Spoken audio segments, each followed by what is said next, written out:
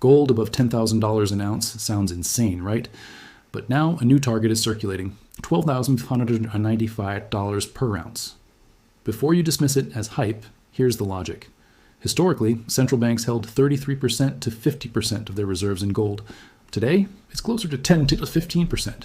Most reserves sit in bonds and foreign currencies. So here's the math. If central banks slowly move back toward those historical gold levels, the implied price lands somewhere between $8,395 and $12,595. That doesn't require a crisis, just a continued shift away from dollar-based assets. Why would that happen?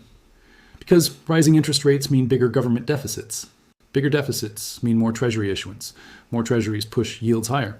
And if markets can't absorb that supply, then Federal Reserve becomes the buyer of last resort. At that point, confidence in treasuries weakens, and gold stops being an alternative. It becomes the safe asset. Zoom out.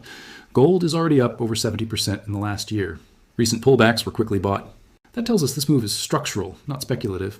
Silver doesn't share this dynamic. Central banks don't hold it, which is why its recent volatility looks very different. So forget the exact number. $12,595 is just math on reserve ratios. The real question is this: what happens if gold simply becomes a larger share of global reserves? Central banks already consume roughly 1/3 of new gold supply.